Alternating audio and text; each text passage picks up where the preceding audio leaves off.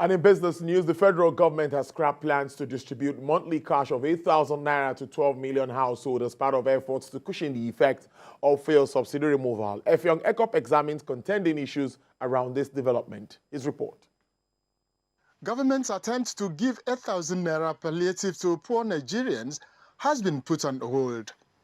This follows opposition, criticisms, and outright rejection of the financial palliatives by concerned citizens. Petrol had raised pump price of the product from 195 naira to more than 500 naira per litre, and on Tuesday this week, the price of the product moved beyond 600 naira per litre. While transport costs are beyond abilities of many Nigerians, food prices in the market, costs of drugs in the hospitals, and general welfare have worsened.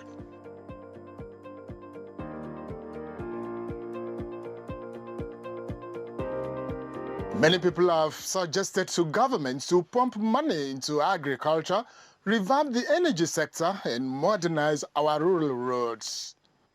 Meanwhile, the citizens are faced with another round of increase in the pump price of petrol, occasioned by upward adjustments by the Nigerian National Petroleum Company Limited. What I know is that the market forces will regulate the market. Prices will go down sometimes it will go up, but there will be stability of supply, and I'm also assuring Nigerians that this is the best way to go forward so that we can adjust prices when market goes. I don't have the details this moment, but I know that our marketing wing acts just like every other company. Nigerians are waiting for government's wholesome plans to improve their living standards after the subsidy removal on petrol.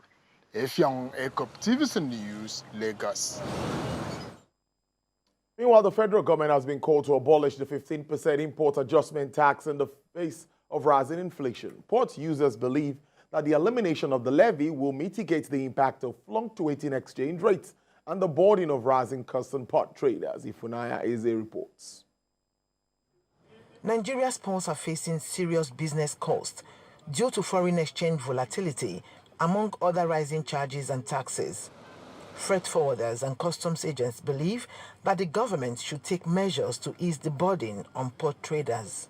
98.something% of importers in Nigeria are complaining. 1, no sales. 2, they don't know how to fix their price to sell. So, like, they are in dilemma.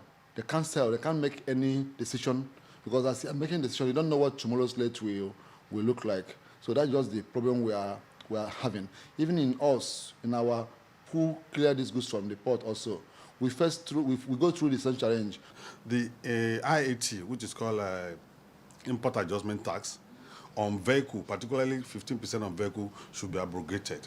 In view of the fact that as of this morning, before Monday, it is very likelihood that exchange rate on dollar will now be 850 naira for custom purposes. To ameliorate the suffering of the masses, and as a mitigant, government should remove the import adjustment tax of 15% levy on used vehicles. In addition, they advocate establishing a Ministry of Maritime Affairs to ensure proper economic coordination in the maritime and shipping industry. It is their contention that the Central Bank of Nigeria should focus primarily on monetary policies instead of fiscal policies. We had a situation in the last 7 years where CBN is encroaching on the role of Nigerian Customs Service and even Ministry of Finance, which is very, very bad. Your responsibility is to monitor the monetary policy. You do not have any responsibility as regards fiscal policy. And that is why we have what you call false declaration in our seaport.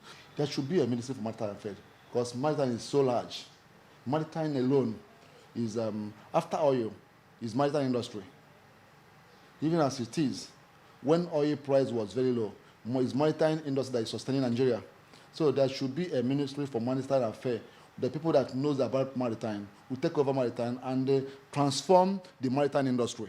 It was also emphasized that a legal framework is needed to support insurance claims by importers. Ifunanya Eze, TVC News, Lagos. And the stock market led to flat trading as companies recorded losses on deals. The index stayed largely in red during business hours with 0.01% downward performance. Prestige Assurance hosts the heaviest amount, calculated at 10%. Other losers were Geregu Power, FTN Cocoa, Linkage Assurance, and Fute. And of course, Jai's Bank as dealers for gainers for today. Gainers for today were Honeywell Flour, Eternal Oil, Academy Press, Sky Aviation, and RT Briscoe. And outside our shores, Asian stock market were mixed today, with growth concerns dragging on China's equities, while shares gained in Japan and Australia after healthy U.S. company earnings and the retail data added to hopes that a recession there can be avoided. MSCI's broadest index of Asian Pacific shares outside of Japan fell 0.3%, with a 1.3% drop in Hong Kong, offsetting gains of 0.6% in Australia, 0.1% in South Korea. Japan's Nikkei rose more than 1% to touch a two-week peak. Overnight, the S&P 500 rose 0.7% to hit 3 months high, with results propelling bank shares. Futures were flat in Asia. And almost finally, United Kingdom, the latest data from the Office of the National Statistics shows that the United Kingdom annual consumer price index advanced 7.9% in June, sharply from 8.7% it recorded in May. The core CPI measures, excluding volatile food and energy items, increased 6.9% year-on-year, compared to a 7.1% rise seen in May, while beating expectations of a 7.1%. Meanwhile, the UK Consumer Price Index rose 0.1% month-on-month in June against 0.4% estimates and 0.7% the previous reading.